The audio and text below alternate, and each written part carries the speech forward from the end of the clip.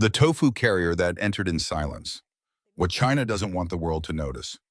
When a nation unveils its most powerful weapon, the world is supposed to watch. Cameras roll, generals smile, flags wave, and propaganda does the rest. That is how power is usually announced. Yet when China's newest aircraft carrier finally entered service, the moment passed almost unnoticed. No grand ceremony, no live broadcast, no triumphant declarations of naval supremacy. What should have been a historic milestone instead unfolded like an administrative footnote. And that silence is exactly where the real story begins. The vessel in question is the Fujian, China's largest and most ambitious aircraft carrier to date. On paper, it represents a leap into the future. Electromagnetic catapults, stealth aircraft compatibility, and a displacement that rivals American supercarriers. Official narratives describe it as proof that China has broken the last barrier to blue water dominance. But behind closed doors, analysts, engineers, and even insiders appear far less confident. The muted debut was not an accident. It was a warning sign. The Fujian was commissioned at a naval base in Sanya on Hainan Island, with Xi Jinping present in person. This alone should have guaranteed wall-to-wall coverage. Yet the event was strangely restrained. Attendance was limited. There were no dramatic flyovers. State television delayed its reporting. Even domestic audiences barely noticed that China had supposedly entered a new era of naval power. Compared to previous carrier commissions, the contrast was impossible to ignore. 6 years earlier, the Shandong ceremony was a spectacle. This time, the atmosphere felt cautious, almost defensive. More telling than the quietness was the absence of key figures. Traditionally, a carrier's commissioning is a full endorsement ceremony. Naval commanders, theater commanders, and senior military leaders appears together to signal readiness and confidence. This time, several expected faces were missing. The commander of the PLA Navy did not appear.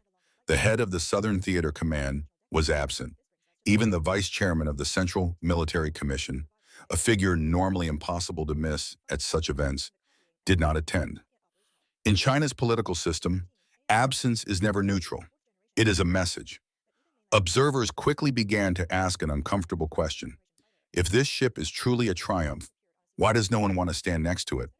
Clues emerged in the official wording released afterward. In a rare and deliberate move, state media emphasized that the decision to adopt electromagnetic launch technology was made personally by Xi Jinping. At first glance, this sounded like praise. In reality, it functioned as a disclaimer. In bureaucratic language, this was responsibility being reassigned upward. Engineers and commanders were signaling that the most controversial technical choice was not theirs. If something goes wrong, accountability has already been redirected, and something is very wrong. Independent naval analysts began examining the Fujian's layout using satellite imagery and open-source modeling. What they found was not a minor inefficiency, but a fundamental design contradiction. Aircraft carriers live or die by deck geometry. Every meter, every angle, determines how many aircraft can launch, recover, refuel, and rearm within a given hour. The most critical feature is the angled flight deck, which allows planes to land while others take off simultaneously. U.S. carriers have refined this geometry over decades. The Fujian deviates from it in a way that changes everything. Instead of adopting the standard angled deck used by American carriers, the Fujian uses a noticeably shallower angle. This was not a stylistic choice. It was a compromise forced by the ship's propulsion system. Unlike U.S. supercarriers, which are nuclear-powered and free from exhaust constraints, the Fujian relies on conventional boilers. That means it needs a large smokestack, and that smokestack dictates where the island structure must sit. To avoid sacrificing aircraft parking space behind the island, designers narrowed the deck angle. The result is a layout where the landing path intersects with one of the ship's electromagnetic catapults. In simple terms, the ship cannot launch and recover aircraft at the same time using its full capacity. If a plane is landing, one of the catapults must shut down. On a carrier, that is not a small problem. It is a structural limitation. American carriers operate 4 catapults, providing redundancy and flexibility. The Fujian has only 3. During recovery operations, one becomes unusable. That effectively reduces the ship to a 2-catapult carrier at critical moments. Sortie rates drop, tempo slows. In a real conflict, those lost minutes can decide the outcome of a battle.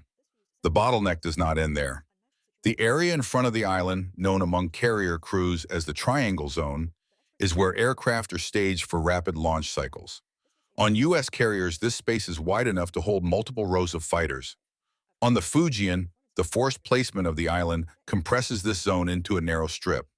Aircraft pile up, movement slows, efficiency collapses under pressure. Compounding the problem is the size of China's aircraft. The J-15, the carrier's primary fighter, is based on a Soviet-era design. It is significantly larger and heavier than American carrier aircraft. Each jet occupies more deck space and requires more handling time. Now imagine trying to manage larger aircraft in a smaller, more constrained operating area. This is not a hypothetical scenario. It is the daily reality the Fujian's crew will face.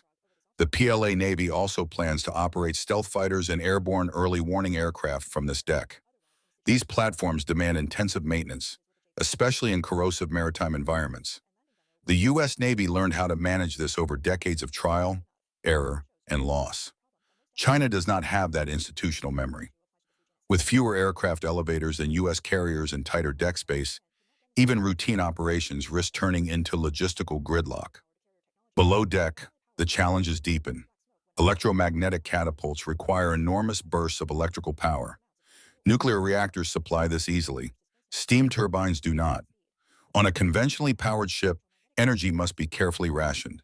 In high-tempo operations, commanders may face impossible choices: power the catapults or power the radar, launch aircraft or maintain full situational awareness. These are trade-offs no supercarrier should have to make. Range is another silent weakness. Nuclear carriers can remain at sea for decades without refueling. The Fujian cannot. Analysts estimate it will require replenishment roughly every week. That ties the carrier to vulnerable fuel tankers. In a conflict, those tankers become prime targets. Remove them, and the carrier becomes an expensive, powerless hull drifting at sea. Even if every technical issue were magically resolved, experience cannot be fabricated. Carrier aviation is one of the most dangerous military disciplines on Earth. Every rule exists because someone died discovering why it was necessary. The U.S. Navy spent a century learning how to operate carriers at night, in storms, under fire. China is attempting to compress that learning curve into a few years. The most dangerous phase is night operations in bad weather, when visibility vanishes and margins disappear. A single mistake can cost lives and aircraft in seconds. Then there is geography, the one factor no amount of engineering can change. To project power into the Pacific or threaten Taiwan, the Fujian must pass through narrow maritime choke points. These corridors are already covered by Allied missile systems, submarines, and surveillance networks. Japan has fortified its southwestern islands with anti-ship missiles and radar installations. The Philippines hosts U.S. systems designed specifically to target large surface combatants. Any attempt to break into open waters would be contested long before the carrier could operate freely. From beneath the waves, the danger multiplies. A conventionally powered carrier group, accompanied by noisy fuel ships, generates a distinct acoustic signature. Modern nuclear submarines are designed to hunt exactly this kind of target. Sink the support ships, and the carrier's mission ends without a single missile hitting its hull. All of this leads to an uncomfortable conclusion. The Fujian is not a peer competitor to American supercarriers. It is a political artifact. It exists to signal ambition, not to sustain combat. It is effective for intimidation against smaller regional actors, but dangerously exposed in a high-end conflict.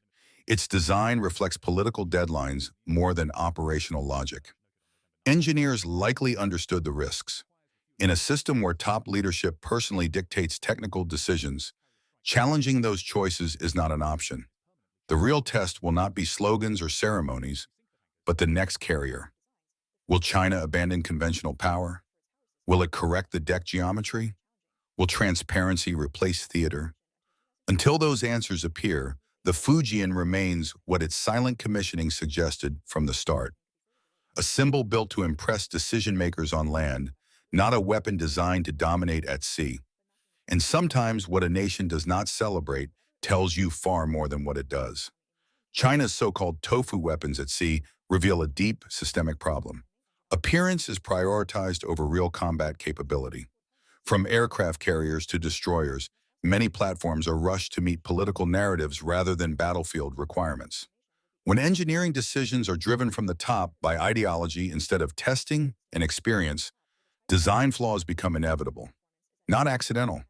These ships look powerful in peacetime displays, but their structural weaknesses are brutally exposed under real combat pressure.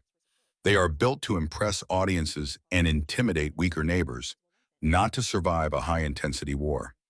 In the end, tofu weapons are not just a joke. They are a verdict on a military model obsessed with image over substance.